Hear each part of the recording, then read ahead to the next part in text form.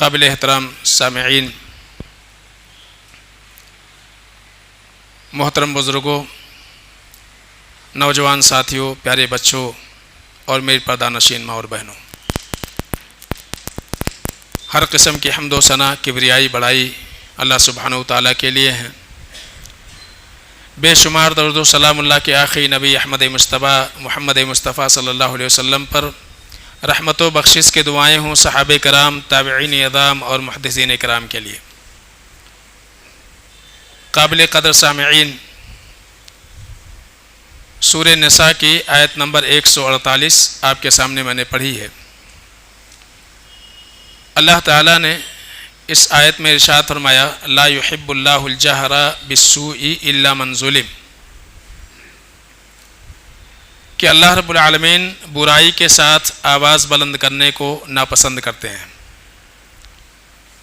وَكَانَ اللَّهُ سَمِيعًا عَلِيمًا، اور یقیناً اللہ رب العالمین سننے والا ہے، جانکار ہے۔ یہ چھٹے پارے کی بالکل پہلی آیت ہے اور سورہ نساء کی آیت نمبر 148 ہے۔ اس میں دو پیغام اللہ رب العالمین نے بنیادی طور سے دیے ہوئے ہیں۔ پہلی چیز تو یہ کہ کسی کے اندر پائی جانے والی برائی کا چرچا مت کرو، یہ اللہ رب العالمین اس کو پسند نہیں کرتے ہیں۔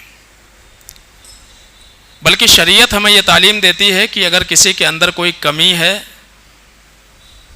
اور کسی کے اندر کوئی برائی ہے تو آپ تنہائی میں اس کا اصلاح کرنے کی کوشش کریں، لیکن ان کے برائیوں کو، ان کے عیوب کا چرچا کرنا اور لوگوں کے اندر اس کو بیان کرنا یہ درست نہیں ہے۔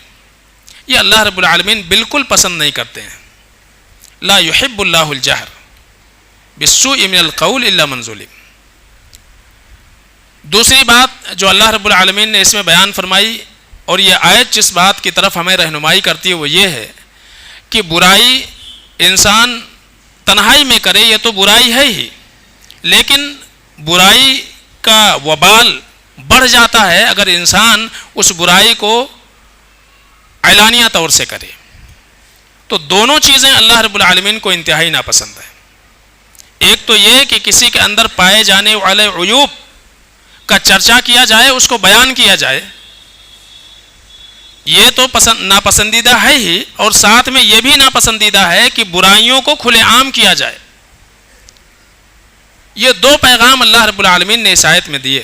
آگے کہا گیا الا من ظلم، ہاں مظلوم کو اس بات کی اجازت ہے کہ وہ اپنے ساتھ کیے ہوئے مظالم کا تذکرہ ان سے کرے جو کسی ظالم کو اس کے ظلم سے روک سکے۔ آپ کے ساتھ کسی نے برا کیا ہے، آپ کا حق مارا ہے، آپ کو دھوکہ دیا ہے، آپ کو ستایا ہے، آپ ہر کسی سے اس کا تذکرہ مت کرو، بلکہ آپ اس کا تذکرہ ان سے کرو جو اس ظالم کو اس کے ظلم سے روک سکتے ہوں، ان سے کرنے کی اجازت دی گئی ہے۔ نہ یہ کہ آپ کسی ظالم کے ظلم کو سرے عام بیان کرتے پھرو۔ آج سماج کے اندر جو اتحاد ختم ہو رہا ہے، اور خاص طور سے چاہے وہ گھریلو معاملات ہوں، رشتہ داریوں کا معاملہ ہو، یا ہمارے سماج اور معاشرے کے معاملات ہوں، جو تعلقات آپسی ہمارے بگڑ رہے ہیں، اس کی ایک بہت بڑی بنیادی وجہ یہ ہے کہ ہم کسی کے اندر پائی جانے والی برائیوں کو اس لیے اس کا چرچا بالکل نہیں کرتے ہیں تاکہ سامنے والے کی اصلاح ہو، بلکہ مقصود اس سے یہ ہوتا ہے کہ سامنے والے کی عزت سماج اور معاشرے کے اندر کم ہو جائے، اور اس طرح سے جو ہے وہ اس کی ذلت و رسوائی ہو سماج اور معاشرے میں۔ اصلاح کے مقصد سے اگر آپ کا مقصود واقعی اصلاح ہے تو جس کے اندر کمی ہے، کوتاہی ہے، آپ اس سے تنہائی میں لے جا کر کے اس کی اصلاح کرنے کی کوشش کریں۔ ہاں اتنا ضرور ہے کہ بعض اوقات کسی کے برائیوں کو عام کرنا ضروری ہوتا ہے، جب کوئی انسان ایسا ہو جو لوگوں کو دھوکہ دیتا ہو، لوگوں کو اس سے تکلیف پہنچتی ہو، اور کسی کے ساتھ مان لو اس کا کاروباری ربط ہے اور آپ کو معلوم ہو گیا کہ فلاں کے ساتھ وہ ربط کرنے والا ہے، اور آپ کو پتہ ہے کہ وہ انسان دھوکے باز ہے، تو پھر ایسے انسان کی شناخت اور پہچان کروانی ضروری ہے۔ اور خاص طور سے ایسے لوگ جو سماج اور معاشرے میں بدعات کو رواج دیں، شرک و بدعات کو پھیلائیں، ان کے بارے میں بھی آپ کی ذمہ داری ہے کہ لوگوں کو ان سے آگاہ کریں، اس کی اجازت ہے۔ لیکن پرسنل اعتبار سے اگر کسی کے اندر کوئی برائی پائی جاتی ہے، کوئی خامی پائی جاتی ہے، تو اصلاح اگر مقصود ہے تو اصلاح کا طریقہ یہ ہے کہ آپ تنہائی میں ان کو سمجھائیں، ان کے اندر پائے جانے والی برائیوں کو تنہائی میں ان سے بیان کریں۔ آپ 100 لوگوں کو بیان کریں گے اور اس شخص تک وہ بات نہیں پہنچے گی، اس کی اصلاح نہیں ہو سکتی ہے۔ اور اسی کو شریعت میں غیبت کہا جاتا ہے، یہی چیز ہے غیبت۔ اگر کسی کے اندر کوئی کمی اور کوتاہی نہیں ہے، لیکن پھر بھی آپ کمی اور کوتاہی اس کے تعلق سے سماج اور معاشرے میں لوگوں میں بیان کرتے ہیں، اس کو تہمت کہا جاتا ہے، یہ الزام ہے، یہ تہمت ہے۔ لیکن اگر واقعی برائی ہے، چاہے وہ خلقی ہو یا خلقی ہو، پیدائشی اعتبار سے کوئی عیب ہو یا اخلاقی اعتبار سے کوئی عیب ہو، اس عیب کو اگر آپ اس کی تشہیر کرتے ہیں، اس کا چرچا کرتے ہیں، اسی کو غیبت کہا جاتا ہے۔ اور غیبت یہ گناہ کبیرہ ہے۔ اللہ تعالیٰ نے سورہ حجرات کے اندر یہ بات بیان فرمائی، اَيُحِبُّ أَحَدُكُمْ أَن يَأْكُلَ لَحْمَ أَخِيهِ مَيْتًا فَكَرِهْتُمُوهُ۔ غیبت کرنا ایسا ہے کہ گویا کہ ایک انسان اپنے مرے ہوئے بھائی کا گوشت کھا رہا ہے۔ اللہ فرماتے ہیں کہ اگر ایسا ہو کَرِہْتُمُوهُ، یقیناً تمہیں ناپسند آئے گا۔ تو آپس میں ایک دوسرے کی برائیوں کو اچھالنا، ایک دوسرے کے عیوب کو اچھالنا، اس کی تشہیر کرنا، اس کا چرچا کرنا، اس سے بھی آپسی اتحاد کو چوٹ پہنچتا ہے، اس سے بھی آپسی دشمنیاں بڑھتی ہیں، نزاع بڑھتے ہیں، اتحاد ختم ہوتا ہے۔ تو یہ چیزیں بالکل نہیں ہونا چاہیے۔ آج اگر کوئی انسان اپنی زبان کی حفاظت کر لیتا ہے کہ وہ غیبت نہیں کرتا، برائی نہیں کرتا ہے، لیکن ایک جرم سے اپنے آپ کو نہیں بچا پاتا ہے، وہ غیبت سننے سے۔ غیبت کرنا، کسی کے پیٹھ کے پیچھے اس کی برائی کرنا، اگر یہ جرم ہے تو یہ بھی جرم ہے کہ آپ غیبت کو سنیں۔ ایک انسان کسی کی برائی آپ کے سامنے کر رہا ہے، اس کے خلقی یا خلقی عیوب کو بیان کر رہا ہے، اور آپ اس کو مزے لے کر کے سن رہے ہیں۔ ابن حجر حیتمی رحمۃ اللہ علیہ الزواجر عن اقتراف الکبائر کہتے ہیں کہ غیبت کرنے والا اور غیبت سننے والا، اس پر خاموشی اختیار کرنے والا، اس کو مزے لے کر کے سننے والا، دونوں گناہ میں برابر ہیں۔ غیبت کرنے والا جیسا مجرم ہے، جتنا بڑا مجرم ہے، غیبت سننے والا بھی اتنا ہی بڑا مجرم ہے، دونوں میں کوئی فرق نہیں ہے۔ آج ہماری مجلسیں، ہماری کوئی ایسی بیٹھک نہیں ہوتی ہے کہ جس کے اندر کسی نہ کسی کے اوپر کیچڑ نہ اچھالا جائے، کسی نہ کسی کی برائی نہ کی جائے، وہ مجلس مانی ہی نہیں جاتی ہے۔ اور ہم کہتے ہیں ہم تو کسی کی غیبت نہیں کرتے ہیں، کسی کی برائی نہیں کرتے، سنتے تو ہیں آپ بیٹھ کر کے۔ تو سننا بھی اور سننے والا بھی اتنا ہی بڑا مجرم ہے جتنا کہ کرنے والا ہے۔ تو غیبت کرنا ہی جرم نہیں ہے، بلکہ غیبت کا سننا بھی جرم ہے، اور دونوں اس جرم میں برابر کے شریک ہیں۔ اور فائدہ کیا ہوتا ہے اس سے؟ آپ کسی کے پیٹھ کے پیچھے، اس کے عدم موجودگی میں آپ اس کی برائی کرتے ہیں، اس کی عزت کو اچھالتے ہیں، اور سماج اور معاشرے میں اس کی رسوائی آپ کرتے ہیں۔ اس کا فائدہ کیا ہوتا ہے؟ چند گھڑی کے لیے آپ کے زبان کو لذت ملتی ہے، دل کو تھوڑا سا سکون مل جاتا ہے، اور سننے والے کے کانوں کو لذت مل جاتی ہے۔ نقصان کتنا بڑا ہوتا ہے؟ نقصان یہ ہوتا ہے کہ آپ کے نامے اعمال میں گناہوں کا بوجھ بڑھ جاتا ہے، اور اس سے بڑا نقصان آپ کی نیکیاں کمائی ہوئی، جو آپ نے محنت سے کمائی ہیں، وہ غیبت جس کی آپ نے کی ہے اس کے نامے اعمال میں ٹرانسفر ہو جاتے ہیں۔ تو آپ بیٹھے بٹھائے بغیر کچھ کیے، غیبت جس کی آپ نے کی ہے اس کے نامے اعمال میں آپ نیکیاں اپنی پہنچا رہے ہیں، تو اس کے حق میں تو تحفہ ہے۔ آپ کا غیبت کرنا، آپ کی برائی کرنا اور سننا، یہ اس کے حق میں تو تحفہ ہے۔ آپ اس کو اپنی نیکیاں بطور گفٹ کے دے رہے ہیں، تحفے میں آپ دے رہے ہیں، لیکن اپنا نقصان کر رہے ہیں کہ آپ کا نام اعمال گناہوں کی وجہ سے بوجھل ہوتا جا رہا ہے۔ تو اس کا کوئی فائدہ نہیں ہے۔ تو اللہ فرماتے ہیں لا يحب اللہ الجہر بالسوء من القول الا من ظلم، کہ اللہ رب العالمین کبھی بھی برائی کے ساتھ آواز بلند کرنے کو اللہ پسند نہیں کرتے ہیں۔ یہاں ہونا کیا چاہیے؟ ہونا یہ چاہیے کہ ایک جرم ہے، گناہ کبیرہ ہے، اور اس کا کفارہ یہ ہے کہ جس کی آپ نے برائی کی ہے، جس کی آپ رسوائی کر رہے ہیں، جس کے عیوب کی تشہیر کر رہے ہیں، اگر آپ چاہتے ہیں تو آپ کی ذمہ داری یہ ہے کہ آپ توبہ کریں اللہ رب العالمین سے، اس لیے کہ گناہ کبیرہ ہے یہ، توبہ کریں، اور جس کی آپ نے برائی کی ہے اس کے لیے آپ مغفرت کی دعا کریں، اس کے بخشش کی دعا کریں، اپنے لیے بھی اور اس کے لیے بھی، یہ کفارہ ہے۔ اور یہ سننے والے کے اوپر بھی ہے اور کرنے والے کے اوپر بھی ہے۔ اسی طرح سے دوسری بات جو اس آیت میں بیان کی گئی وہ یہ ہے کہ اللہ رب العالمین علی العلانیہ کسی گناہ کو پسند نہیں کرتا ہے۔ گناہ چاہے پردے کے پیچھے کیوں نہ ہو، رات کی تاریکی میں کیوں نہ ہو، وہ تو اللہ رب العالمین کے نزدیک ناپسندیدہ ہے ہی، لیکن وہی گناہ اگر اعلانیہ طور سے کیا جائے تو اس کا وبال اور زیادہ بڑھ جاتا ہے۔ اللہ کے نبی صلی اللہ علیہ وسلم نے فرمایا تھا کل امتی معافن الا المجاہرین، میرے امت کے ہر فرد کے معافی کی امید کی جا سکتی ہے کہ اللہ رب العالمین قیامت کے دن اس کے گناہوں کو معاف کر سکتا ہے، الا المجاہرین، سوائے ان لوگوں کے جو گناہ کو علی الاعلان کرتے ہیں، یا گناہوں کا اعلان کرتے ہیں یا اس کی تشہیر کرتے ہیں۔ اللہ کے نبی صلی اللہ علیہ وسلم سے پوچھا گیا کہ مجاہر کون ہے؟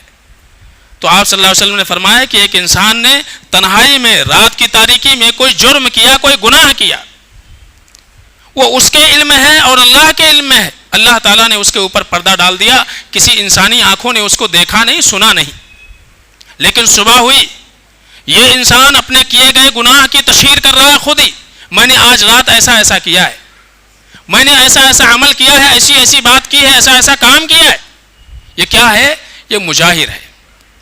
اللہ تعالیٰ نے جس کے اوپر پردہ ڈال دیا تھا اس پردے کو وہ چاک کر رہا ہے۔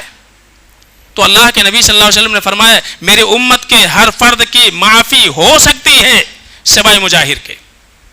اس نے کیا کیا کہ اللہ تعالیٰ نے وہ پردہ جو اس کی عزت کے اوپر ڈالا تھا اس نے خود ہی اس کو پھاڑ دیا، اس لیے اللہ رب العالمین اس سے ناراض ہوتے ہیں۔ تو یہاں یہ بتایا گیا کہ سماج کے اندر، معاشرے کے اندر اسلام یہ چاہتا ہے کہ ایک مومنوں کے معاشرے میں آپس میں اتحاد ہو، ایک دوسرے کے ساتھ محبت کا معاملہ ہو، ایک دوسرے کے تعلق سے خیر خواہی کا جذبہ انسان کے اندر رہے، لیکن ہر وہ چیزیں جس سے اسلامی معاشرے کے اتحاد کو نقصان پہنچتا ہو اس سے اپنے آپ کو بچانے کی ضرورت ہے۔ اللہ کے نبی جناب محمد مصطفیٰ صلی اللہ علیہ وسلم کے تعلق سے حضرت ابو ہریرہ رضی اللہ تعالیٰ عنہ بیان کرتے ہیں کہ نبی رحمت صلی اللہ علیہ وسلم بیٹھے ہوئے تھے، ایک صاحب آئے، یا رسول اللہ دلنی علی عمل اذا عملتہ دخلت الجنہ، اے اللہ کے رسول صلی اللہ علیہ وسلم مجھے کچھ ایسے عمل بتا دیجئے میں کرنے لگوں تو جنت میں داخل ہو جاؤں۔ یہ صحابہ کا مزاج تھا کہ وہ اللہ کے رسول صلی اللہ علیہ وسلم سے ان اعمال کے بارے میں پوچھتے تھے جو ان کو جنت میں لے جانے کا سبب بنے۔ تو کہتے ہیں یا رسول اللہ دلنی علی عمل انا اذا عملتہ دخلت الجنہ، عمل بتائیں میں جنت میں داخل ہو جاؤں۔ اللہ کے نبی صلی اللہ علیہ وسلم نے ایک جملہ کہا، کن محسنا، آپ نے فرمایا کن محسنا، اچھا انسان بن جاؤ، اچھا انسان بن جاؤ، جنت میں داخل ہو جاؤ گے۔ ایک جملہ اللہ کے نبی صلی اللہ علیہ وسلم نے کیا، کن محسنا۔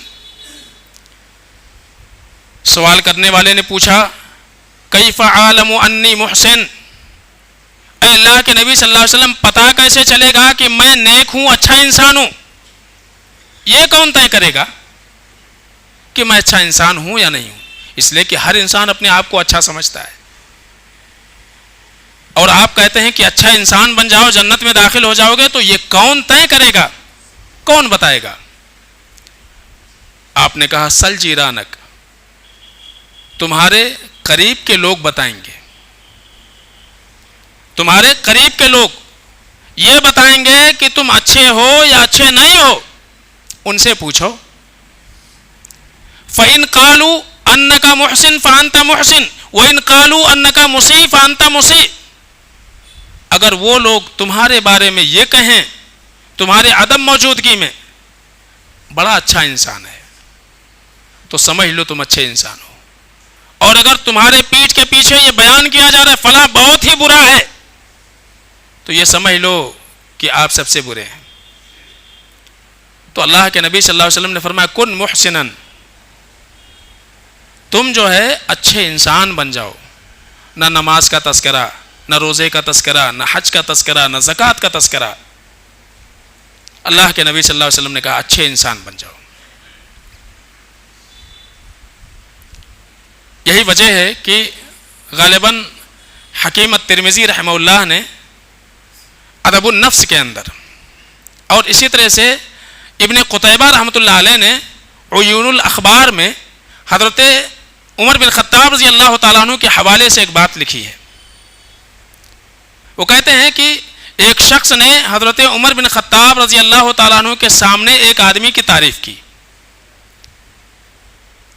حضرت عمر بن خطاب رضی اللہ تعالیٰ عنہ نے کہا کہ تم جس کی تعریف کر رہے ہو کیا اس کے بارے میں جانتے ہو؟ اس نے کہا ہاں جانتا ہوں۔ کہا کیسے جانتے ہو؟ اور کچھ سوالات حضرت عمر بن خطاب رضی اللہ تعالیٰ عنہ نے کیے۔ پہلا سوال یہ کیا حل سافرتا معہو، کبھی آپ نے جس کی ابھی آپ نے تعریف کی ان کے ساتھ سفر کیا ہے؟ کبھی گئے ہو کچھ دنوں تک؟ اس لیے کہ تب پتہ چلتا ہے آدمی کا معیار کیا ہے، اس کے معاملات کیسے ہیں، اس کے اخلاق کیسے ہیں، اس کا کردار کیسا ہے، اس وقت پتہ چلتا ہے۔ حل سافرتا معہو، کہیں آپ نے سفر کیا ہے؟ کہا کہ نہیں۔ حل عاملتہ فی الدینار والدرہم، کبھی لین دین کیا ہے ان کے ساتھ، پیسے کے معاملات ہوئے ہیں کیا تمہارے ان کے درمیان؟ کہتا ہے نہیں۔ بعض روایتوں میں ہے کہ حضرت عمر بن خطاب رضی اللہ تعالیٰ عنہ نے یہ بھی فرمایا حل ائتمنہ علی شیء، کیا کبھی ان کے پاس کچھ رکھ کر کے انہیں آزمایا ہے؟ بطور امانت کوئی چیز آپ نے دی ہے اور اس میں آزمایا ہے۔ تمتحن بہا امانات، کہ لوگوں کے امانتیں جو ہے اس کے بارے میں تم نے ان کی آزمائش کی ہے؟ کہتا ہے نہیں۔ حضرت عمر بن خطاب رضی اللہ تعالیٰ عنہ کا فلست تعریفہ، ابھی تم جس کی تعریف کر رہے ہو اس کے بارے میں تم کچھ نہیں جانتے تو تعریف کیسے کر رہے ہو؟ فلست تعریفہ، تم کچھ نہیں جانتے۔ اور اس کے بعد عمر بن خطاب رضی اللہ تعالیٰ عنہ نے فرمایا اراکا ان رأیتہ یرکع رکعات فی المسجد، مجھے ایسا لگ رہا ہے کہ تم نے مسجد کے اندر ان کو نماز پڑھتے ہوئے دیکھا ہوگا، ان کو نماز پڑھتے ہوئے دیکھا ہوگا، اس بنیاد پر تم یہ کہہ رہے ہو کہ فلاں بڑا اچھا انسان ہے۔ تو آج ہمارے سماج میں نمازی ملیں گے، روزے دار ملیں گے، صدقہ و خیرات کرنے والے ملیں گے، اللہ توفیق دے گا سال میں 2 بار عمرہ کرنے والے ملیں گے، ہر سال حج کے کرنے والے بھی ملیں گے، لیکن امانت دار انسان، اچھا انسان، اخلاق و کردار والا انسان آپ چراغ لے کر کے ڈھونڈیں گے نہیں ملے گا۔ تو اسلام کی نظر میں اور اسلام کا مزاج یہ نہیں ہے کہ ایک انسان جو نمازی ہو اچھا انسان ہے، نہیں، جس کے تعلقات لوگوں کے ساتھ اچھے ہوں وہ اچھا انسان ہے۔ اسلام یہ تعلیم دیتا ہے۔ حضرت عمر بن خطاب رضی اللہ تعالیٰ نے یہی کہا کہ مجھے یہ لگ رہا ہے کہ تم نے ان کو مسجد میں نماز پڑھتے ہوئے دیکھا ہے اور اس بنیاد پر تم یہ کہہ رہے ہو بڑے اچھے انسان ہیں۔ نماز پڑھنے سے کوئی اچھا انسان نہیں بن جاتا ہے اگر اس کے تعلقات لوگوں کے ساتھ اچھے نہ ہو، اس کے معاملات اچھے نہ ہو، اس کا لین دین اچھا نہ ہو، اس کے اخلاق و کردار اچھے نہ ہو، وہ انسان اچھا انسان بالکل نہیں مانا جاتا ہے۔ اور یہی وجہ ہے کہ غالباً ایک روایت کو لے کر کے لوگوں میں غلط فہمی ہے۔ حضرت ابو سعید خدری رضی اللہ تعالیٰ عنہ سے مروی روایت سنن ترمذی کے اندر اور مسند بن احمد حنبل میں بھی ہے یہ روایت یہ ہے کہ اللہ کے رسول صلی اللہ علیہ وسلم کی طرف جانب یہ منسوب ہے اذا رأیتم الرجل یتعاہد المسجد فاشہدوا لہ بالایمان، کہ جب کسی انسان کو دیکھو کہ وہ مسجد آتا جاتا ہے تو اس کے لیے ایمان کی گواہی دے دو۔ یہ روایت عمومی طور سے لوگوں کے اندر عام ہے، یہ روایت درست نہیں ہے، صحیح نہیں ہے کہ خالی مسجد میں آنے جانے والا انسان اس کے اوپر ایمان کا حکم لگا دیا جائے، بالکل صحیح نہیں ہے۔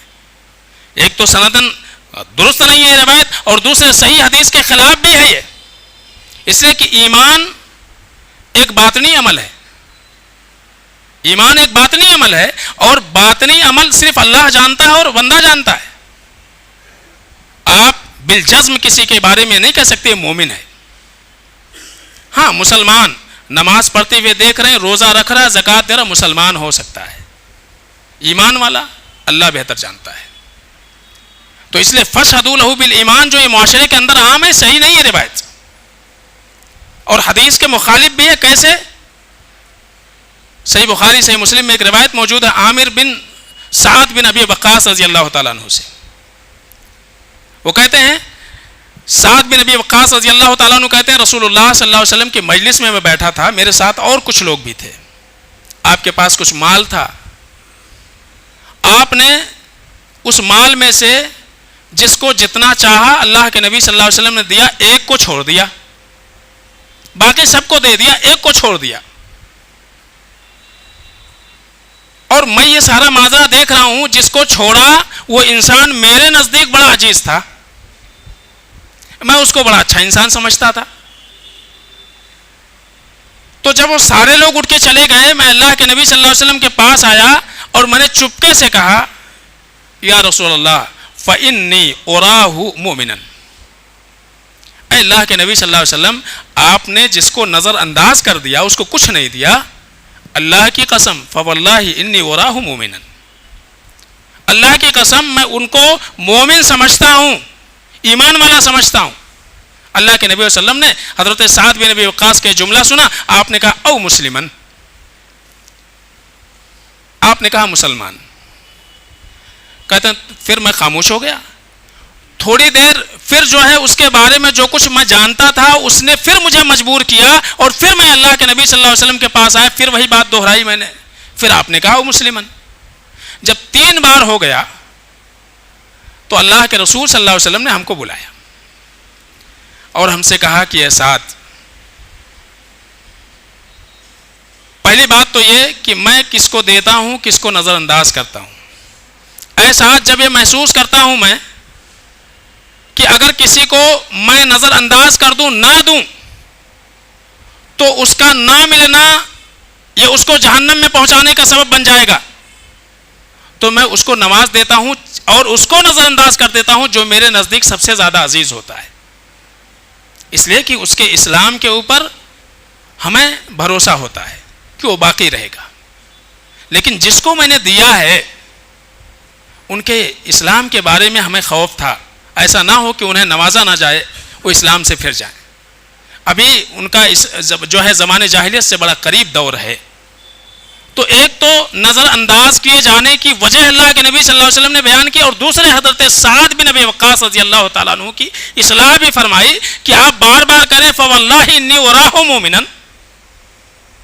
تو یہ تمہارا کہنا صحیح نہیں ہے، میں بار بار تم کو کہہ رہا ہوں او مسلمن، آپ یہ کہہ سکتے انی أراه مسلمن، میں مسلمان سمجھتا ہوں۔ تو اس حدیث کے خلاف وہ ہے جو لوگوں میں عام ہے، فشہدوا لہ بالایمان، کہ اس کے ایمان کی گواہی دے دو۔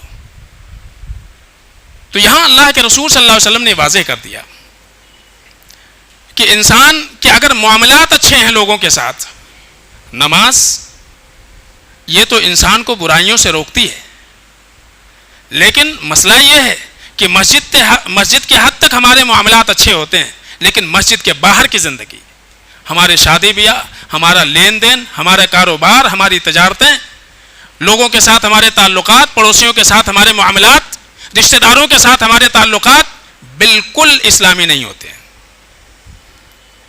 تو خالی نماز پڑھ لینے والا انسان اچھا انسان بالکل نہیں ہو سکتا ہے، اس لیے کہ اللہ کے نبی صلی اللہ علیہ وسلم نے فرمایا کن محسنن، اچھے انسان بن جاؤ جنت میں داخل ہو جاؤ گے۔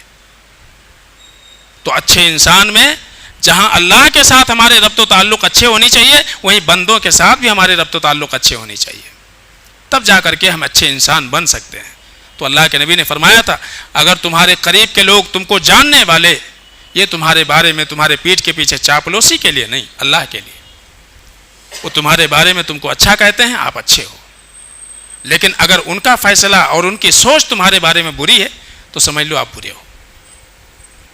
تو ہر انسان کو یہ سوچنے کی ضرورت ہے کہ ہم کیسے ہیں، اچھے ہیں یا برے ہیں، ہمارے تعلقات لوگوں کے ساتھ کیسے ہیں، اپنوں کے ساتھ کیسے ہیں، گھر والوں کے ساتھ کیسے ہیں، رشتہ داروں کے ساتھ کیسے ہیں، اپنے ملنے ملانے والوں کے ساتھ ہمارے تعلقات کیسے ہیں۔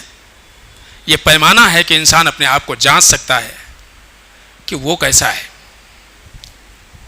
تو یہاں خاص طور سے اللہ کے رسول صلی اللہ علیہ وسلم نے ایک پیمانہ دیا کہ ایک اچھا انسان کس کو کہا جا سکتا ہے، بہترین انسان کون؟ انسان چاہے، اللہ نے اختیار دیا ہوا ہے، آپ چاہو اس دنیا پہ آپ اپنے آپ کو اچھا بناؤ یا برا بناؤ، جیسا بنائیں گے ویسا آخرت میں انجام ہونے والا ہے۔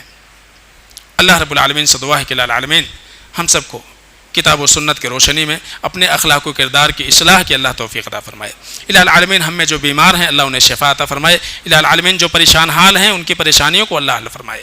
جو مقروض ہیں العالمین انہیں قرض کی ادائیگی کی توفیق عطا فرمائے۔ العالمین جو مسجدوں سے دور ہیں العالمین انہیں مسجد سے ربط و تعلق مضبوط کرنے کی اللہ توفیق عطا فرما۔ العالمین جو شرک و بدعات کے اندر مبتلا ہیں العالمین انہیں توحید و سنت کا محافظ اور توحید و سنت کا پابند الہ العالمین بننے کی توفیق عطا فرما۔ الہ العالمین جب تک اس دنیا میں رہیں ایمان اور توحید پر اللہ رہنے کی توفیق عطا فرمائے، جو ہمارا خاتمہ ایمان اور توحید پر ہو۔